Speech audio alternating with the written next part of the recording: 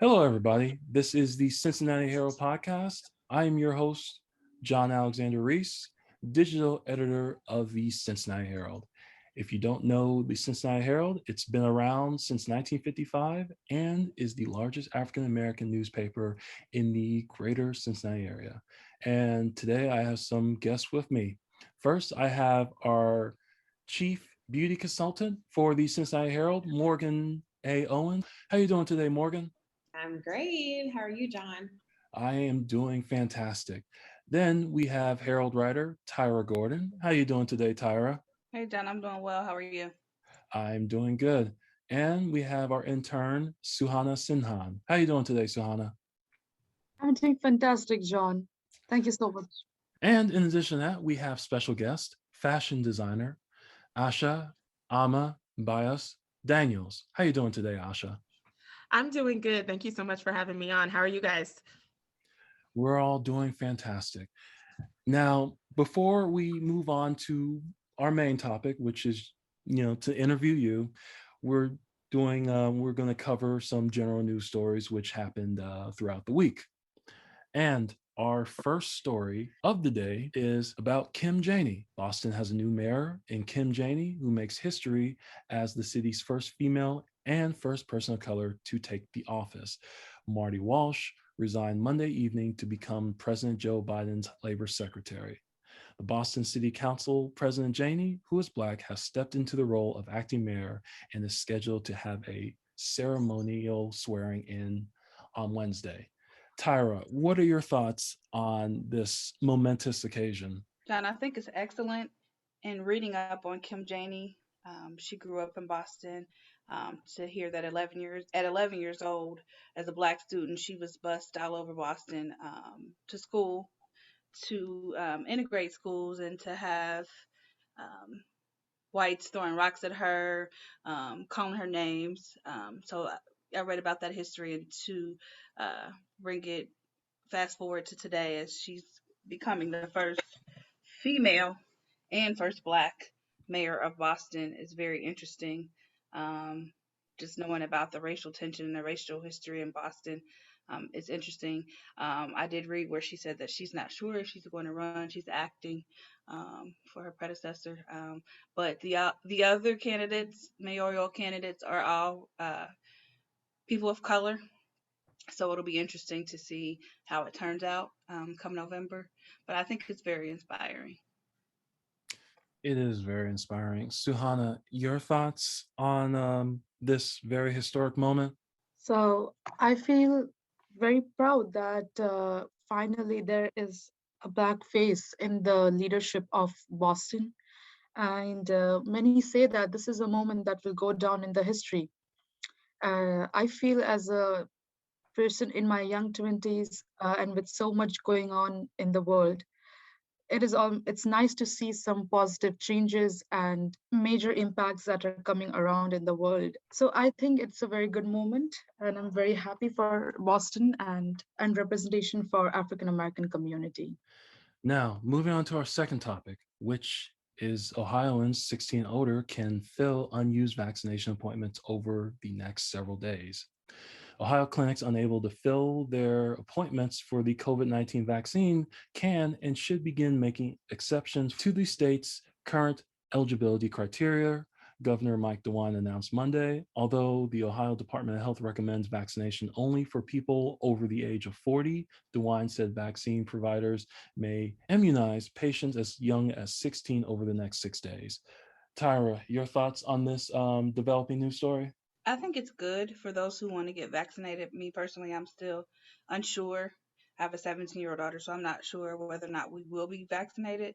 We both have had COVID, so I'm not sure where I stand on that personally. But as far as the availability for those who would like to get it, and for those 16 years of age or older, um, because there are people under 40 who have pre-existing conditions that may cause them to have a high need for the vaccine, if that's their choice. So, I mean, I think it's good for those who want to move forward with getting the vaccine. Definitely. Suhana, your thoughts? Well, I think on the positive side, younger people getting vaccinated makes the school more habitable because teachers often have this complaint that they got vaccinated and going to classes, but they're not sure are children vaccinated or not or where they have been. So this, I think this allows teachers to feel a little more relief that their students might or might not be vaccinated. At least given the opportunity, willing students would be happy to get vaccinated. But at the same time, this actually highlights the a major concern in the community that why not enough adults are wanting to get vaccine. If I directly look into the African American history of the community, there people I have spoken to, they have their reservations on getting vaccine in general. So opening the slots for younger people to get vaccine is a great on one side for this in for like progressing the society because we can't keep things closed for any longer. So people getting vaccinated would be a good initiative for like reopening things, but at the same time it highlights very deeply how people have their reservations on getting vaccination. And if I must even say, the deep rooted scars from racism are coming up play here because there is no direct racism associated with providing vaccine, but the history makes people reserved in taking it. And this is pretty much how I feel about it. I'm not sure how this can be tackled overnight, but this is something we have to understand and accept and eventually wait that people might feel comfortable to come and fill those slots to take the vaccine. But until then, it's great that they're not letting vaccines go to waste. Definitely. And our last news story of the day, unfortunately, is 10 are dead in a Boulder, Colorado shooting. Ahmad Alyssa was identified by the authorities Tuesday as the gunman who opened fire at a grocery store in Colorado, killing 10 people, including a Boulder police officer. The name of the 21-year-old suspect who is in custody was released at a news conference by Boulder Police Chief Maris Herald, who did not disclose a possible motive for Monday's bloodshed. Tyra, your thoughts on this very tragic event? John, it's a sad story all around. They have not released a motive as for why this man did this, but I just feel like because he was on the FBI's radar, he was linked to someone else who was under investigation in his criminal record. I feel like this is something that could have possibly been prevented. His brother spoke to say that he was mentally ill and he suffered from depression.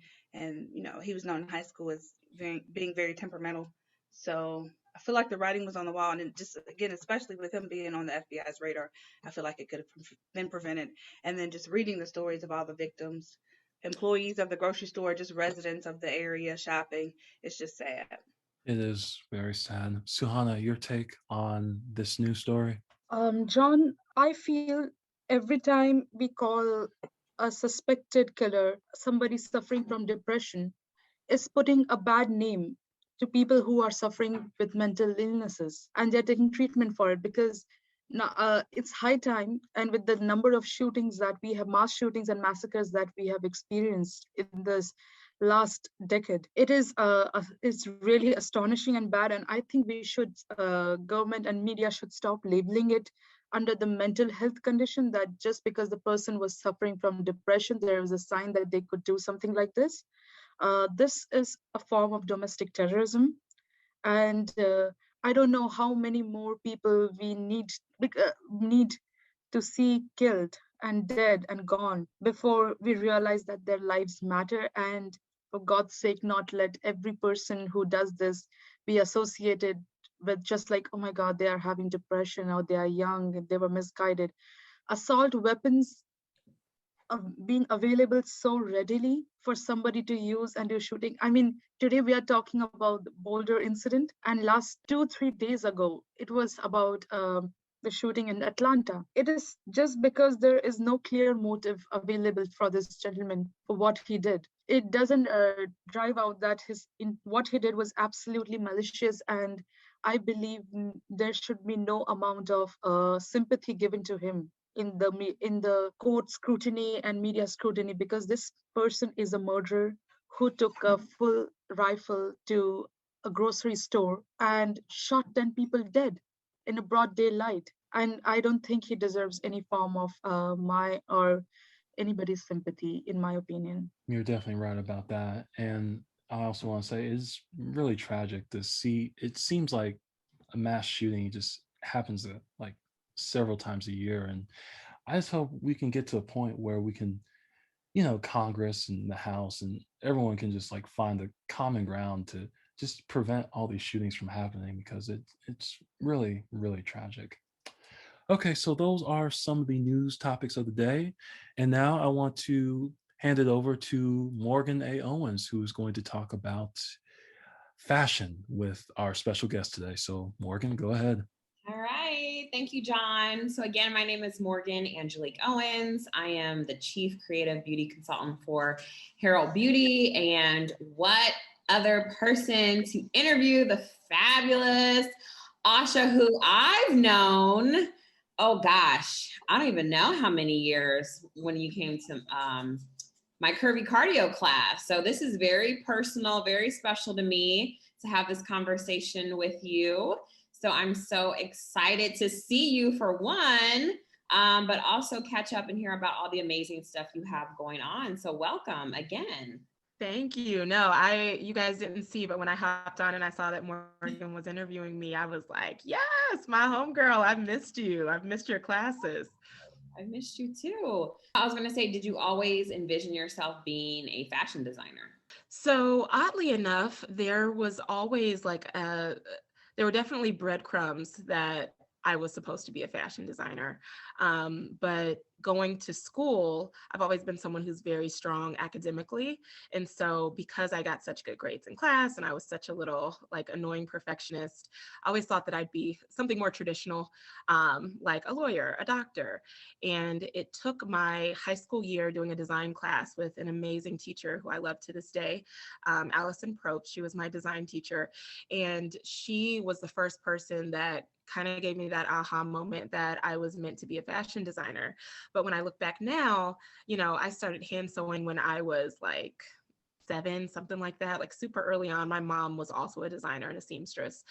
So started hand sewing really early, used to make clothes for my sister growing up, just never thought that I could have something so creative and fun. And that was my passion as an actual career. That is so dope. So what, Cincinnati question, what high school did you go to? And then what college did you go to? Yeah, I went to St. Ursula Academy. And for college, I went to the University of Cincinnati's DAP program. Awesome. Did you see, I'm curious to know, did you see a lot of women who look like you in your program? Not at all. In fact, that's actually a topic that we'll be exploring in my residency. But that's always been something that's dear to my heart, is the fact that there are not enough of us that have a seat at the table or even have the ability to make our own table. So as a Black woman and as a Black person just in general, I've always advocated for more Black students being given the tools to get a seat at DAP, to go to the places that I've interned at, to get the jobs that I've been able to get. And I think that that's something that every Black person, no matter what career you're in, should really take to heart. I think a lot of times we think that we have to get to a certain level of success before we can pull someone else up. And one of the great things that my parents instilled in me is that you don't have to have it all figured out to pull someone else along with you. And so that's something that's always been important to me, but nowhere near enough diversity, and specifically Black female voices in the fashion industry. And, that surprises me in the fashion, but so the whole reasoning that I wanted to do Herald Beauty is because we don't see a lot of us, like you said, at the table. We see these marketing efforts and they miss the mark, right?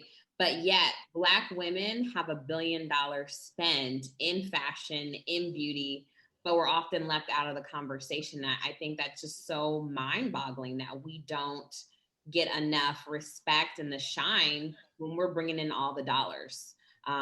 So that definitely is needed. And I love how you said, you don't have to be at a certain level to lift as you climb. And that's always how I've operated as well. I wanted Herald Beauty to be an opportunity to spotlight beauty businesses who aren't at maybe, you know, the crown box, or, you know, the lip bar, or in Essence just yet. So I absolutely agree with that. But yeah, the little girls are looking up to you, I'm sure. And tell me about your residency. It's at the Taft Museum, correct? Yeah. So actually, to circle back to one of the things you said really quickly, your audio went out for a second. So sorry, I think I missed a little bit of what you said. But not only do we have a huge spend in these industries, we also are the inspiration. You know, things that we've been doing for years are just now becoming popular, and they're called boxer braids, you know, and it's like, those are cornrows. We've been wearing those since I was a kid, and my mom was wearing those when she was a kid. So and it goes further down than that. So yeah, I agree. Black women to the front is definitely the movement for 2021. But yeah, my residency is at the Taft Art Museum. And it's a residency that's put on by the Duncanson Society. So Robert Duncanson is a Black artist whose work is actually on the walls of the Taft Art Museum. He was so talented. And I'm just really fortunate that I get to fill this residency for 2021. And I'm so excited about it. A lot of the work that we'll be doing through the programming will be focused on Black identity. And of course, in there will be a lot of focus on Black female identity. Yes, I love it. And I saw that you're doing some workshops with younger girls. Look, I'm ready to take that, the crown workshop. Okay. I know it says it's geared towards high school students, but I'm ready to make a crown. Yeah, girl, come through. Honestly, when I was interviewing for the residency, they were kind of like, what group of people do you feel most comfortable with? And just from my background and the experiences that I've had, I'm comfortable with any and everybody. So if you want to come through to the crown workshop, girl, come through. We will save a space for you. But yeah, one of the really cool things about the residency is there will be something for everybody. So all ages, all different backgrounds, lifestyles. You don't have to be a quote unquote art or fashion person. I encourage everybody to come. It's going to be great. And going back a little bit, so you live in Cincinnati, but you were on Project Runway, which I love. I haven't watched it in a while, but I love Project Runway. Tell us about that experience. Oh, wow. Okay. So I went on Project Runway under the gun, pretty much right out of graduating from college. And then I was on a couple seasons ago of Project Runway All Stars. So whenever people ask me about that, I could do a full TED talk on it. So I'll try to condense my experience. But I always say it was like the best of times and the worst of times. And the biggest like takeaway outside of the amazing people that I've met, like lifelong friends that I will have forever, Mondo and Sam specifically. But it really was one of those pressure makes diamonds kind of situations. So I think more than anything, it gave me the reinforcement that I'm doing exactly what God put me here to do. Going on a show like that, honestly, it's pretty much torture, like mentally, physically, it's draining. You get pretty much no sleep. And it's way worse than what it looks like on TV. So you think that those challenges happen every week. They really happen back to back to back with like barely any off days. And it's a lot. It takes a huge toll on you. That's why people freak out and have meltdowns and act a fool on TV. Yeah. But when I went on, I was like, I'm not going to embarrass my parents. Like that was the one thing is like, I will not embarrass Pam and Charles. Yeah. So I actually was able to keep my cool, but yeah, the experience showed me that I'm really one tough chick, and there's pretty much nothing you can throw my way that I can't figure out and make into gold. So I love that. I love that so much. So are some of your pieces being shown at an exhibit as well at Taft, right? Yeah, so this is, I mean, honestly, 2021 has been divine timing, even though it's coming off of like this crazy, horrible year, right? So it just so happened that the Walk This Way exhibit was coming to the Taft Art Museum. It's there now. And when I got the residency, I was asked if I wanted to display some of my pieces. I'm like, duh, absolutely. It's definitely been on my bucket list. And I'm thinking maybe when I'm old, almost dead, some of my stuff will be in a museum. So for me to be 33 and have that dream realized has been a huge blessing. So yes, please, please, please go down to the Taft Art Museum and check out my pieces that I have down there. My good friend who does a lot of styling work for me and jewelry design for me, Julieta Ladipo, her pieces are also there. And it's just such a divine timing. There's nothing else that I could say to describe it, but perfect timing that exhibit lined up with my residency. So yeah, go check it out. And how long is it down there for? Oh man, I think it'll be there for through the summer. Don't quote me on that. Okay. It'll be there past my residency, but I'm not exactly sure of the end date. Okay, I think I saw June or something maybe. Okay, that sounds correct. Yeah, so everyone listening, just make sure that you visit the Taft Museum website, visit their social media. I'm sure all the information is on there. I'm sure the Herald will put out something as well. So you're in Cincinnati, it's a pandemic, you're flourishing, which I love, and I'm sure you get asked this question because I get asked this question. It seems as if Black women who are flourishing in their craft, in their businesses, in their entrepreneurships, I always get asked, so when are you leaving Cincinnati? And I'm like, huh? I'm sure you get that all the time. Like, why aren't you in New York? Why aren't you in LA? So, what's next for you? Do you feel like you're going to stay here? Is there opportunity here? I want to hear your opinion on this. Yeah, so actually when people ask me that, I'm always like, you must not know that Cincinnati is the Queen City. Hello. It's for queens, okay? But no, honestly, I've kind of always been a little bit of a nomad. So I've lived in many different places across America. And it's funny because I think that people who live in Cincinnati and haven't really ventured far outside of Cincinnati seem to really think that Cincinnati just isn't that great. And when you've been, I've lived in New York throughout my 20s, and I've lived in LA, and I've lived all other random places across America. But I actually really love Cincinnati. I love the city. It's that perfect mix of big city, but also has that home feel.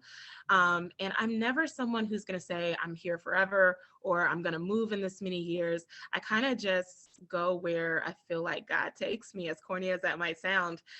So for now I'm here and we shall see. I might stay, I might go, but right now I'm here and I'm really happy, and can't be more grateful for being here during the pandemic when all of this popped off, because I have been able to actually flourish, and I think I'm at the right place in the right moment. Yeah, and let's also note that the cost of living is low. Hello. Okay, hello. I always tell people, Cincinnati is home base, but especially now, you can work from anywhere, especially with what I do. So I absolutely understand that. I'm like, why go somewhere and pay all this rent, all this money, when I can just stay there for a little while and be like, okay, I'm going back home now. So girl, I could tell you the ratchet living situations I've had in New York specifically. I could write a book on it. Okay. I'm sure. And maybe you should. Have you ever thought of writing a book about your journey as, a fashion designer from Cincinnati? Yeah, I always say that when I get older, I'm going to write several books, definitely detailing my journey in the fashion industry, and really a lot of my work. And I know I keep saying this, but it all goes back to Black identity and knowing who you are. So I definitely think I have some gems that one day I will put into a book. But yeah, not just quite yet. I got some more learning and growing to do. I love that. So what else do you want to share with the Herald audience? Anything else that you can, I'm sure you have something else brewing, working. What else is going on? Oh, I do, but I'm not allowed to speak on it yet because it hasn't I haven't gotten the final yes on it yet. So I cannot speak on that. But right now, what I'm really trying to focus on is the residency. And then hopefully once I get past that and this other thing happens, I will let you know about it. But don't want to speak it yet because it's still a question mark. No, well, I'm going to speak life over you because I can't wait to see you in my favorite department stores like Saks and even Marcus, honey. I can't wait. I know it's coming. I can feel it. And then maybe a Target special collaboration. Okay, yeah. I'm speaking it over you. And so when they do, you know what influencer to pick to wear your stuff. I'm just saying, hint, hint, drop, drop. I got you. I will rock it in my duster that I've been waiting on for years. And that is my dog in the back, y'all. So I apologize for that. It's all good. No, I got you. And I appreciate that, Morgan. I am long overdue to make you something. So you owe me that drink and girls' night, and I will figure something out for you. Yes, I am ready. Well, please tell everyone how they can follow you, how they can support you, your social media, everything. Yes, so my Instagram is Asha Ama, and you spell it ASHA_AMA. And my website is really easy. It's ashama.com, ASHAAMA.com. John, how much time do we have? Are we good? You need more? No, we are good actually. And I have to say that was a fascinating discussion. So I want to thank all of my guests for coming on today. Thank you guys so much. Yes, perfect. Thank you. This is amazing. I appreciate you all. Thank you so much for having us. It was amazing to hear that conversation. I was looking up Asha during the conversation, and I was amazed. Asha, you are like really famous. Fame-ish, girl, but thank you so much. I appreciate it. I mean, there is no publication that has left her yet. Like, you are covered by everyone, and I'm so happy to have you here. That is so kind. I appreciate you. That literally made my day, girl. This week was a little questionable, so thank you so much. That's very sweet. All right. Well, thank you, everybody. Thank you, guys. Bye. Bye. Have a good night, love. And before y'all go, I just want to make sure everyone checks out all the stories we talked about today. Make sure you can check it out on our website, www.thecincinnatiherald.com. Make sure to check out our print edition. Make sure to check it out at Kroger, UDF, Walgreens, Joseph Beth Booksellers, and at select service stations. And make sure to follow us at the Cincinnati Herald on Facebook. Follow us at Cincy Herald on Twitter, Instagram. Follow us on YouTube at the Herald TV. And we even got a TikTok channel, y'all. So make sure you follow us on TikTok at the Cincinnati Herald. I am John Alexander Reese, digital editor of the Cincinnati Herald, and everyone have a good day.